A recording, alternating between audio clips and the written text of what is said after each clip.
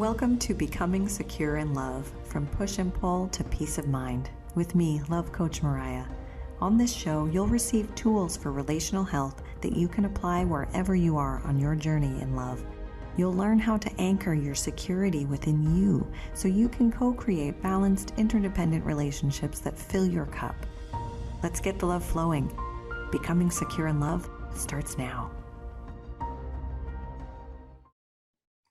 Hello, I'm Love Coach Mariya, and you're listening to Becoming Secure in Love on transformationtalkradio.com. Stick with me for the next hour and you'll learn how to touch your own heart. In every episode of this show, we examine the challenges that love can present and explore the ways to shift from push and pull to peace of mind. The topic of this episode is authenticity in intimacy. How fully can you be seen? It's pretty common to do a bit of a mating dance when we are courting another, but for many of us, we end up getting trapped in the sort of masks that we wear. And before we know it, we feel like the other person doesn't really see us or appreciate us for who we are because we've never really showed them. Or perhaps if we eventually did, it was well after they had already decided that they liked the mask of us, and now they're not too keen on this other person. So what that takes is learning how to combine that dance a little bit with also, staying true to yourself.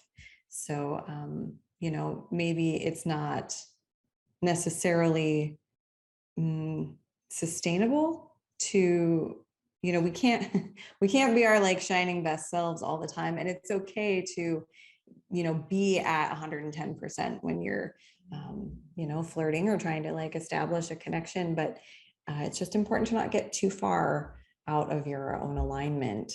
And it takes building, an internally rooted security to be able to feel into what's aligned and what's not aligned, and to be able to feel when you've stepped a little too far out of alignment.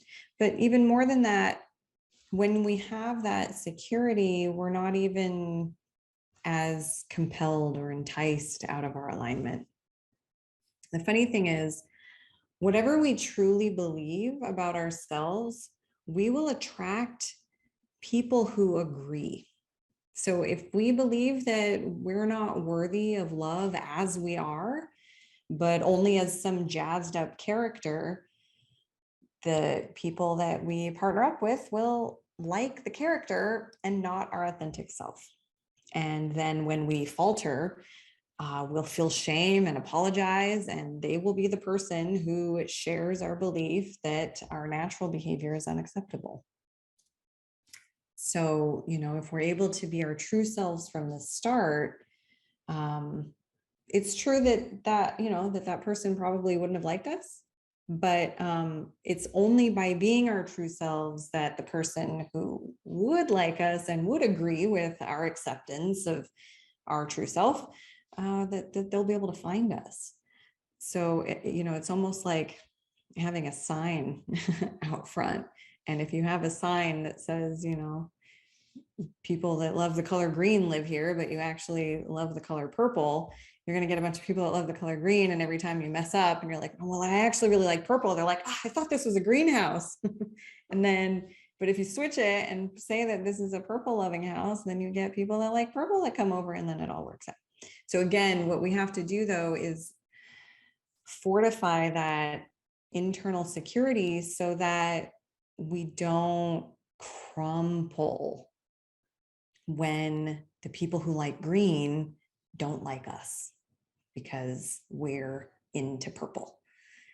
And it takes practice, and it takes accepting the fact that we are wired to, because of the way that we were brought up, we developed some coping mechanisms to feel safe. And for those of us who have a bit of a pattern of ending up feeling unaccepted and unappreciated in our relationships, and also have a pattern of not really fully showing up as our true selves, especially in the beginning of relationships. We are wired to really, really need people to accept us, and feel like it really rattles our nervous system if somebody doesn't like us or accept us. And so that's a lot of the healing work that has to be done, so that we can start to take those risks of being rejected in exchange for actually being accepted by the people who like who we really are. And it's really scary in the beginning, and you do face some rejection in the beginning, but then you start finding the acceptance of your truth, and that starts to build your sort of confidence and sense of safety in doing that. And you're able to be authentic more and more often, because it starts to, like, at first it receives rejection, but then it starts to receive acceptance from the people who are aligned with it. This is also tied into another common coping mechanism that looks like people pleasing. And it's also known as fawning. You might have heard of the fight or flight response. Well, we've also added freeze. So there's fight, flight, freeze, and now there's a fourth response, which is fawn. And so fawning is basically, I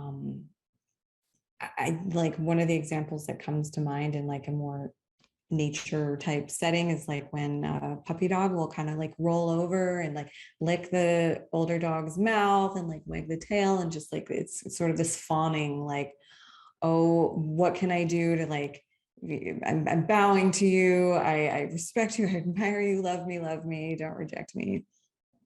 Obviously that's a bit of an extreme example, but you know, in our own human, more subtle ways, we do tend to some of us do have a sort of a programmed response of fawning, and more commonly known as people pleasing.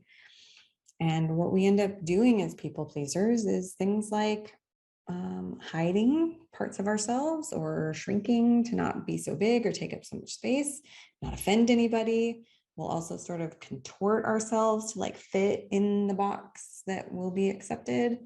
We also do sort of chameleon type shape shifting to gain acceptance. Oh, you don't like this thing? Well, what if I don't do that? Then maybe I'll be accepted. And, you know, we might say that we're really into something, and then it'll get a bad response. I'll be like, oh, well, I mean, I'm not really that into it. And then you just kind of like shove it aside, you hide it, shrink it, contort, chameleon shapeshift. So these old coping mechanisms, they once kept us safe, and we can have gratitude and appreciation for them. And also we can recognize what they are and how they present, and see that they're really no longer serving us. But it's, I think, really important to be gentle with ourselves as we heal the wounds that those coping mechanisms, devices sort of cropped up to protect. And as in all things with self-acceptance, I think it's so important to learn to work with your issues and around them instead of against them. Sort of like a big boulder in the middle of a stream, you know, the water is just going to flow right around it. It's not going to like try and move it. And I think a lot of what we do, especially those of us with, you know, sort of self-help ideals and motivations and drives, you know, we try and fix our problems that are causing us issues and try and get them to go away or to change, or really what we can do is accept the fact that we have these wounds, and we're probably always going to have the triggers that we have, but with a steady sort of progressive awareness practice, we can actually start to recognize them when they happen and choose differently. So we're still going to like feel a little bit of anxiety, but the volume is going to start to get turned down. And we can just say, oh, this is that response coming up. And I don't have to like make it mean something. I don't have to turn it into more than what it is. It's just a little, psychological response. And I can actually choose in alignment with my values and goals instead of fall into that pattern again. So that's a lot of what the work is about. And I want to tell you some more about some ways to sort of work through people-pleasing patterns. And I'm going to do that with you in a moment after I take a short break. And just as a reminder, this is Becoming Secure in Love. I am Love Coach Mariya, and we're going to talk a little bit more about people-pleasing when we come back. So stay tuned.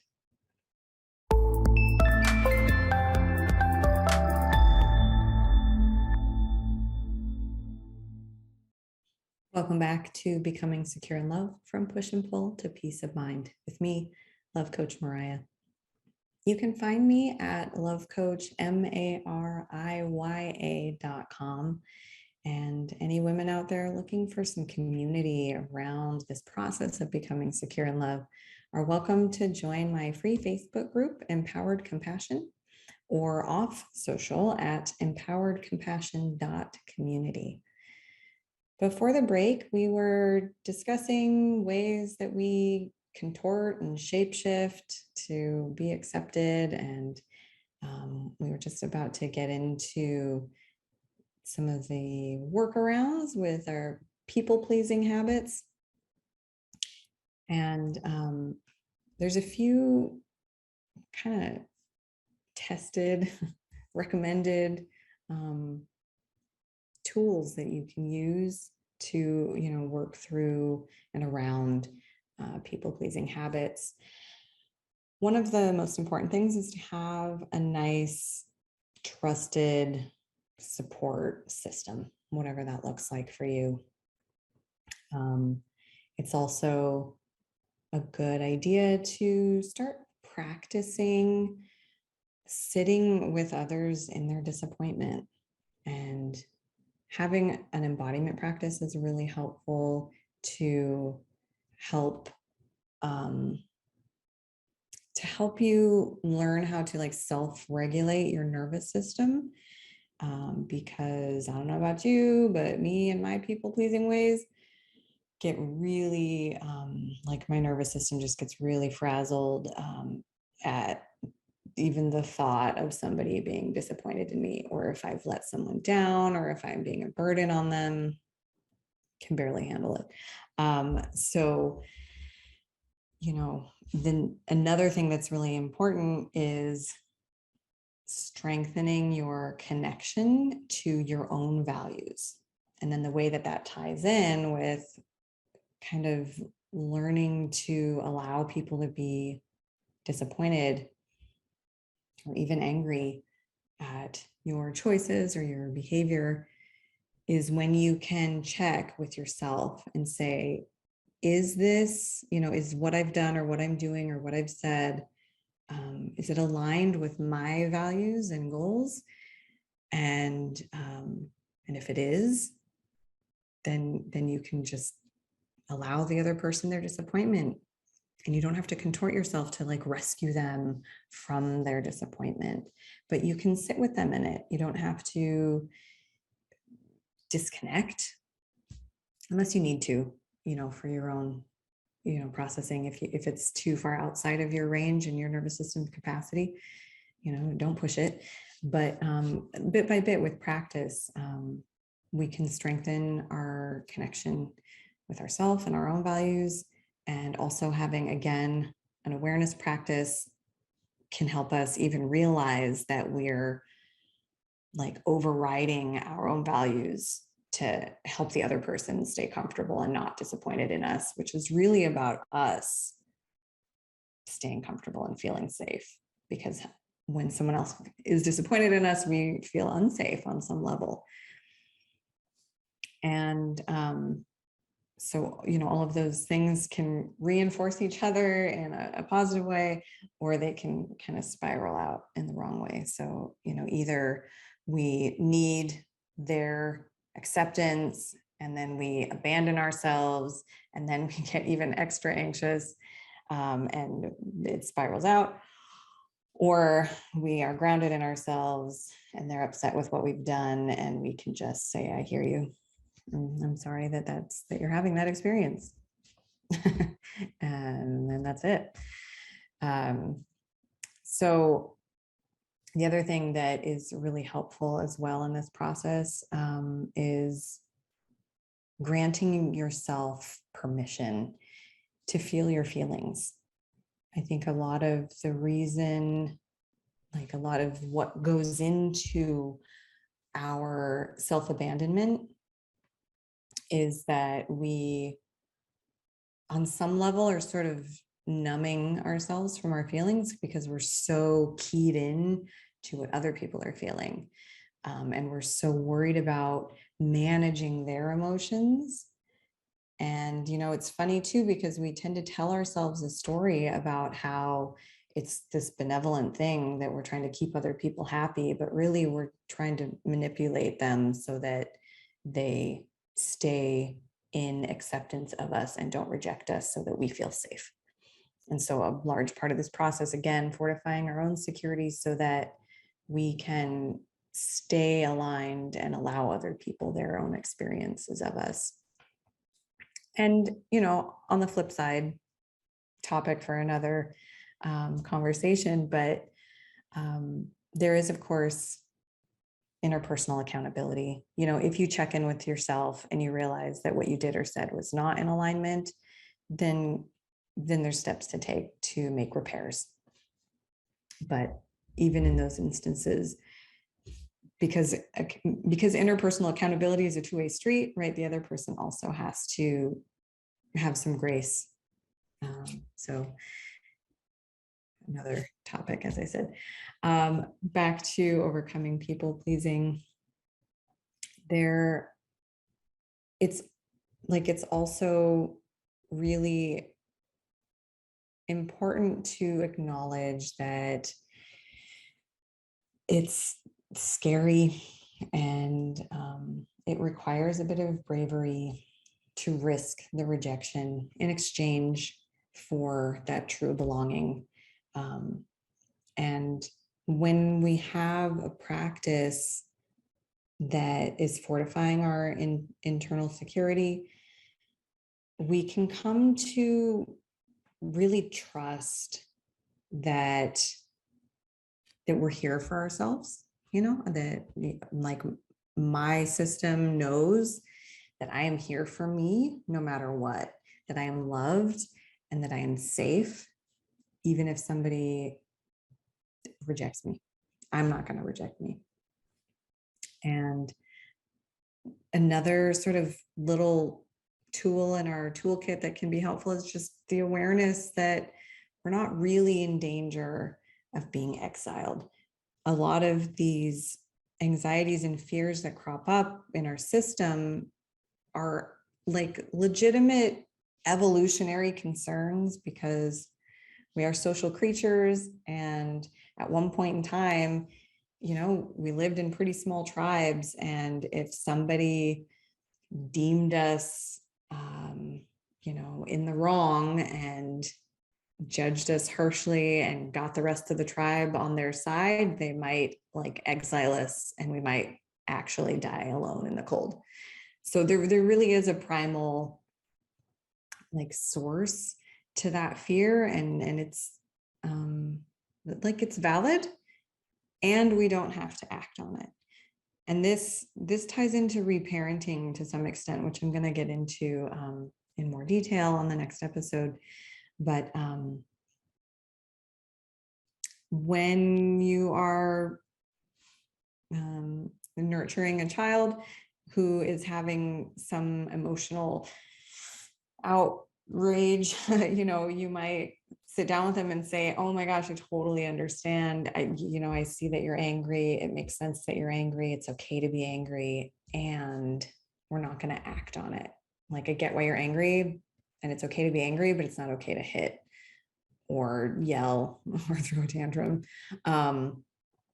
And so, with ourselves, we can say, oh, hey, self, I totally understand why you're scared. It's valid to feel that way. And you're not actually in danger. We no longer live in tiny little tribes. We're super interconnected. We've got lots of resources around us. Even if we don't already have them established, they're there, they're available. We can tap into them. And there are people around who will show up for us if we just ask for the help.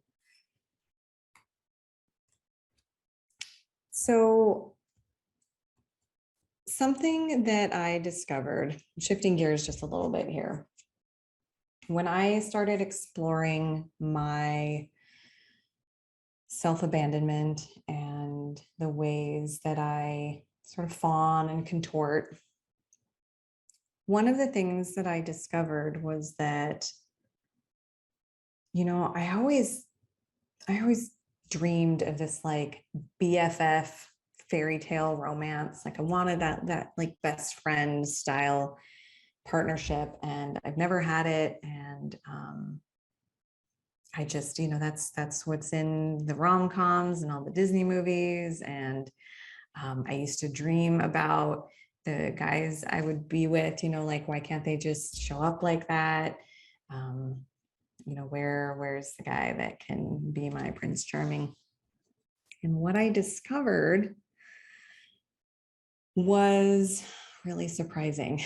There was one day with my previous partner where I was kind of fantasizing about that. And somehow I had a little bit of a shift in the way that I was envisioning it that was really real. Like, I really actually, it's like, instead of watching a movie about it, I was actually more in behind my own eyes in this visualization.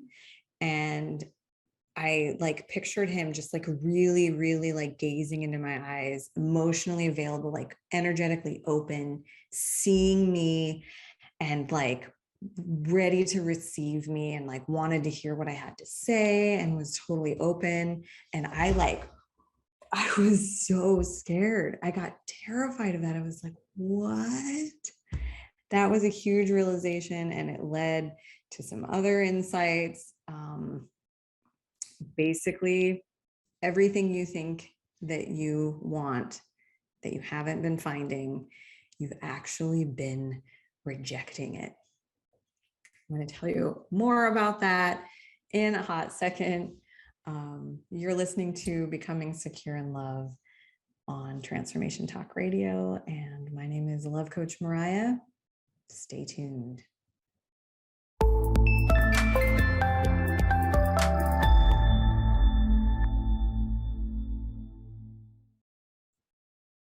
Welcome back to Becoming Secure in Love, from push and pull to peace of mind, with me, Love Coach Mariya. You can find me online at lovecoach.mariya.com. And if there's any women out there who are ready to commit to a regular daily practice of strengthening your inner security, I offer a virtual ashram called Peaceful Power Practice. It's a facilitated practitioner space with daily journal prompts, weekly guided meditations, self-guided study, and sort of assignments, coursework. There's also monthly coaching calls and seasonal rituals to celebrate the solstices and equinoxes. If you have any desire to explore that, please just reach out to me. Again, my website, lovecoachmariya.com, or connect at lovecoachmariya.com if you just want to shoot me an email. So before the break, we were looking at kind of how to work with people pleasing and also getting a little bit more into how to navigate our coping mechanisms. And just before the break, I was revealing my own personal insight about, discovering that this fairy tale romance that I was dreamed about actually terrifies me. And what that led me to was the discovery that I have actually met numerous men who are emotionally available, who are really able to see me and hold space for me. And I've always really enjoyed their company and never been at all attracted to them. And as I've really paid more attention to that, I have become pretty clear that that's the case for most people if they have an ongoing pattern of relationships that are unfulfilling, and especially if they are the kind where your partner isn't really seeing you. It's probably because you're not ready to be fully seen, and therefore, without even realizing it, you're rejecting the guys who do see you.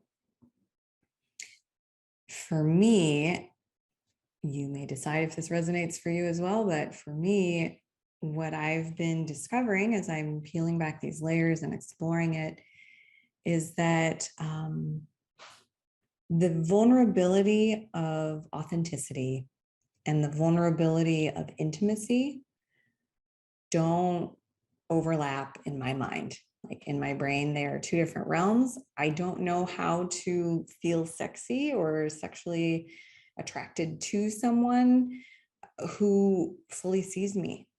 I have been doing this sort of unconscious role play my whole adult life without even realizing it.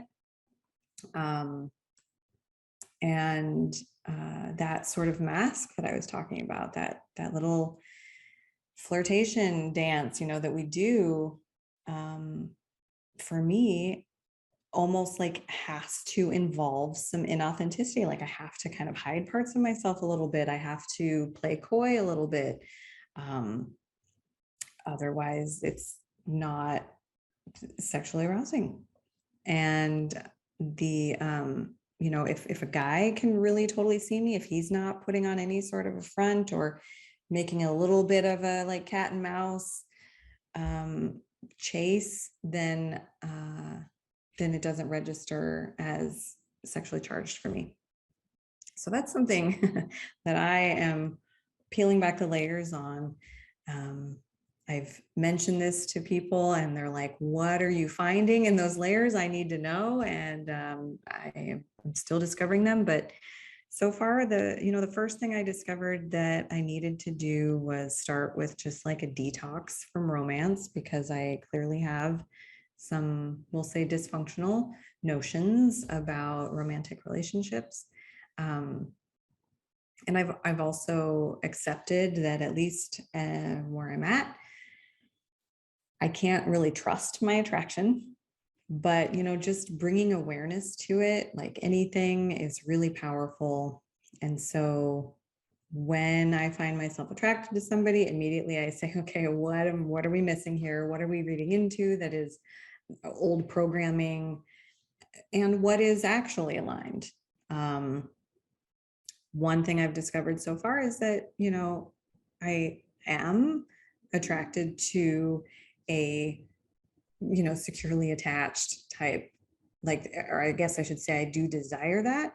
And I think that there's something about I tend to lean more towards an anxious attachment style, and I tend to be attracted more towards the avoidant attachment style. But the avoidant people don't do the sort of anxious clinginess in the beginning. And so they are a little bit more standoffish, but they're still trying to flirt. They're not being triggered yet. So they're a little bit more available, and they just kind of come off as confident. And I do like that. And then as we get closer, then they're tells start to come out, and then the games start getting a little bit more intense than I like, but am unfortunately attracted to. So one of the things that I'm bringing awareness to is, okay, so this person appears confident. Are they actually, do they have a secure attachment, or is this, someone with an avoidant attachment? Another thing that I'm working with as well personally is in part of the detox process, I'm trying to, give my nervous system a break from the like high charge drama of that insecure attachment, roller coaster, merry-go-round stuff, and spending, even if I spend time with people that I'm not attracted to, because I'm certainly not here to advocate, so trying to force attraction or something, but my goal is to see if I can sort of shift my attraction. And by spending time with people who I feel safe around helps kind of carve new neural pathways and establish new sort of norms of a more toned down nervous system around other people.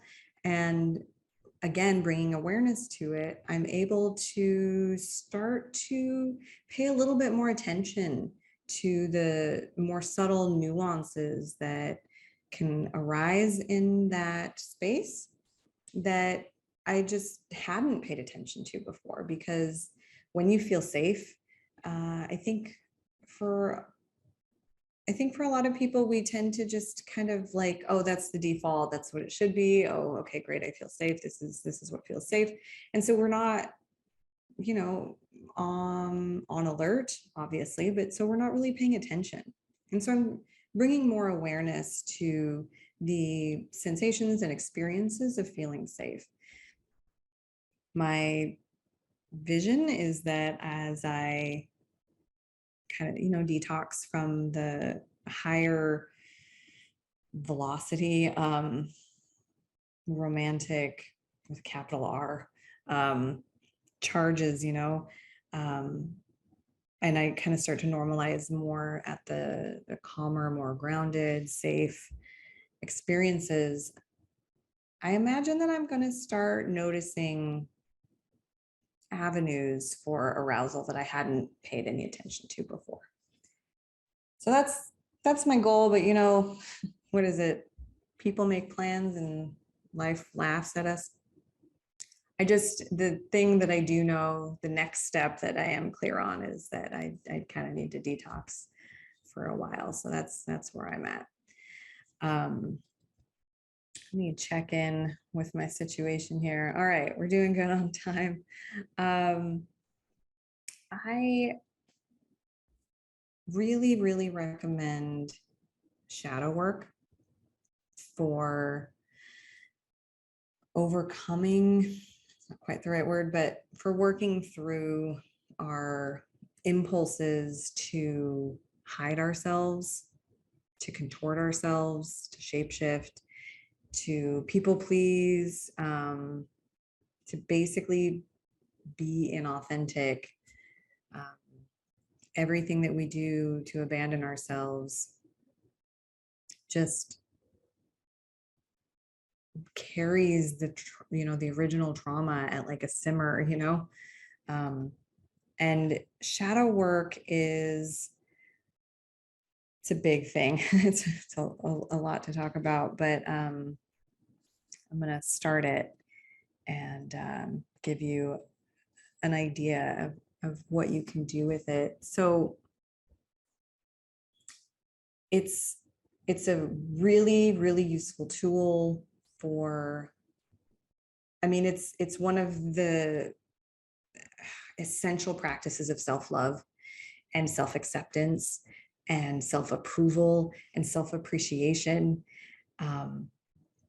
And it's essentially reclaiming all of those parts of ourselves that we have shamed and shunned, because we're embarrassed about them, or other people don't seem to like them, or, whatever whatever we can do to carve little chunks of ourselves off, those shards get dumped into our shadow. And our shadow is more than that. Our shadow is essentially the back of our head. It's all of our psychological, emotional, mental makeup that we aren't aware of. And those things that we dump into our shadow, we kind of, we pretty well make an effort to forget about them. And so they get added into the shadow. And in general, shadow work is just bringing awareness to, making the unconscious conscious. It's bringing awareness to the things that we're not aware of about ourselves. But there's an aspect to shadow work that is really about self-love. Inherently, it's not necessarily that, it's just an awareness practice, but we can make it a really, really powerful self-love practice. I'm going to take one more break and then I'll come back and give you some exercises that you can do to connect with parts of your shadow and bring some love to them and bring those pieces of yourself back into yourself and make yourself a little bit more whole and a little bit more loved. Again, I am Love Coach Mariya. You're listening to Becoming Secure in Love on transformationtalkradio.com. And let's talk about shadow work. Stay tuned.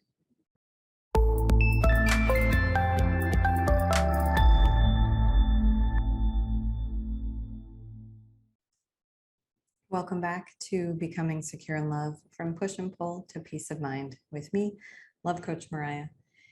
Again, you can find me online at lovecoach.mariya.com.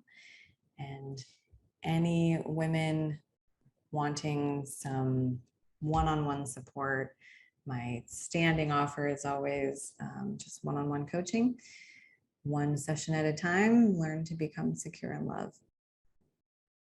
Before the break, we were talking about my relationship romance detox, excuse me.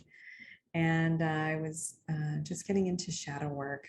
So just a quick recap, the shadow is the unconscious parts of ourselves, and shadow work in general is the practice of bringing our conscious awareness to the parts of ourselves that we're not conscious of. And there is a particular practice that is an essential act of self-love. And I'll give you a little sort of visualization for it. Think about the things that you're embarrassed about yourself. Anything that anyone or even yourself has ever said you're too much or not enough of. Anything that you have shamed or shunned or pretended that you weren't into, or pretended it wasn't a part of who you are. And picture all of these things as little shards of you that have been sort of, splintered off into a box that lives in your basement. Even if you don't have one, pretend you have a basement and it's down some creaky wooden stairs and it's dark and dank. Go down those stairs, go into the corner where this box is and pick up the box and bring it back upstairs into the warm, bright daylight, and find a cozy spot in your living room, maybe in your bedroom. Sit down with it, grab a rag, and you start picking those shards up one at a time, and you dust them off, and you polish them a little bit, hold them up in the light, and you can love it back into yourself. Maybe one of them is, I'm so boring. As we start to dust it off, we can see that maybe you're just really grounded and tranquil. And maybe there are some people who prefer a more boisterous type of personality, but there are definitely people who appreciate a grounded, tranquil, steady person. And you can just love that part right back into yourself. Maybe you think that, your body isn't quite the right shape.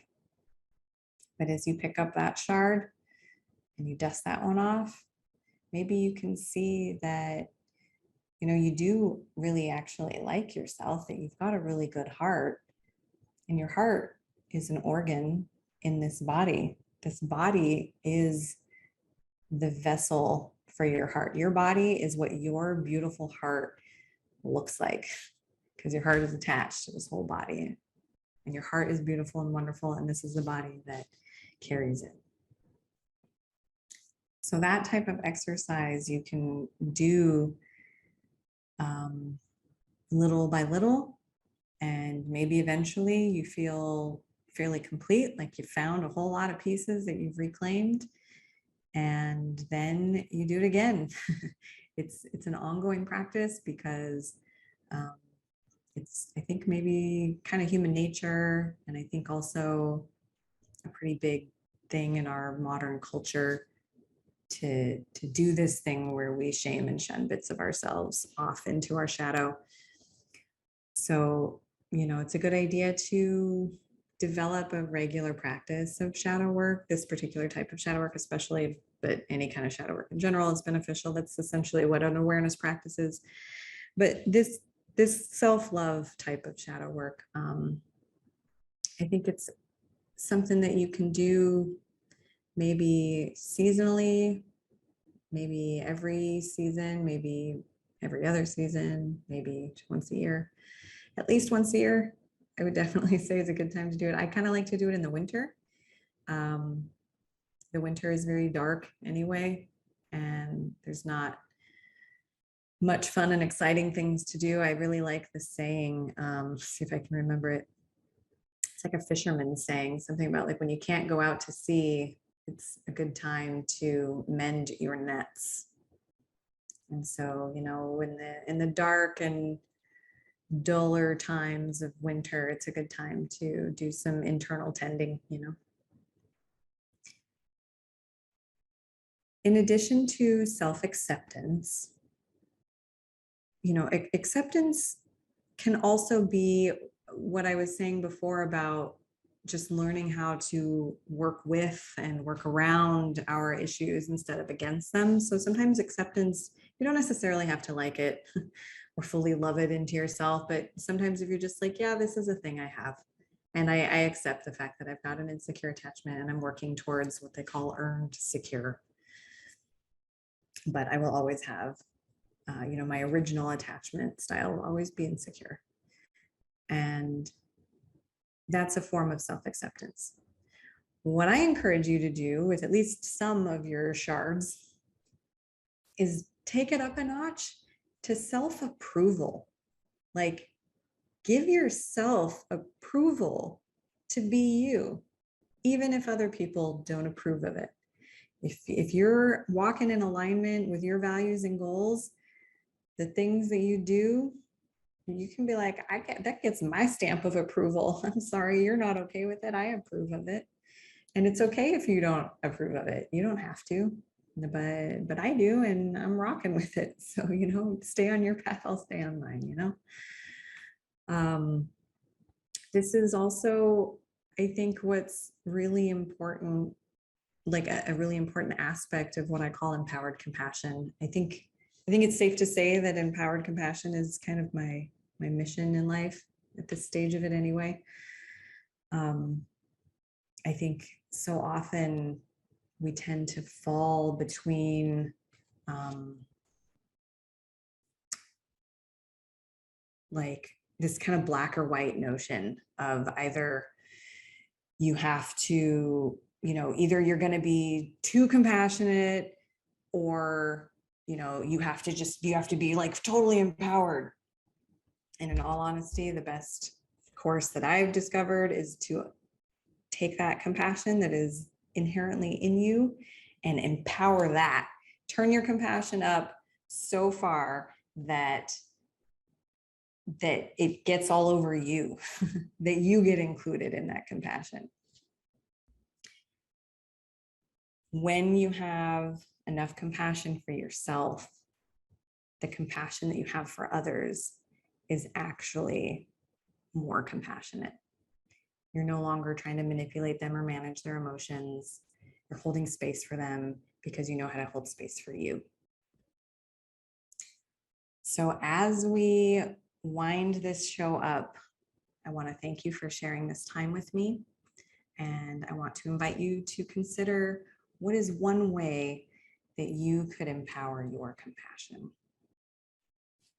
As a final reminder, I can be found online at Love Coach Mariya, spelled MARIYA.com. Again, I do lead a free online community for women navigating the challenges of insecure relationships in the Facebook group Empowered Compassion, and also at empoweredcompassion.community. I also facilitate a virtual ashram for women working diligently to build the foundations of an authentically aligned life and a balanced interdependent relationship. And that's called Peaceful Power Practice. And you can ask me about enrollment. My standing offer, as always, is one-on-one coaching for women seeking guidance and tools for relational health. And the first call is always on me. Reach out anytime via Facebook, my website, at Love Coach Mariya on Instagram. Email me at connect@lovecoachmariya.com. And with that, my friends, I bring this exploration to a close. I hope you'll join me again. On the next episode, we'll be exploring reparenting. Your child self lives on in you. Is she acting out? I look forward to unpacking that essential self-care aspect with you next time. I'm Love Coach Mariya, and you are loved. Thank you for listening to Becoming Secure in Love, from push and pull to peace of mind, with me, Love Coach Mariya. Tune in every second and fourth Wednesday at 6 p.m. Pacific on transformationtalkradio.com for an ample set of practical tools that will help you develop internally rooted security, the foundation of a balanced, interdependent relationship. You'll also learn how to empower your compassion, which will alchemize the soul and transform any relationship. Learn more at lovecoachmariya.com. That's lovecoach, MARIYA.com.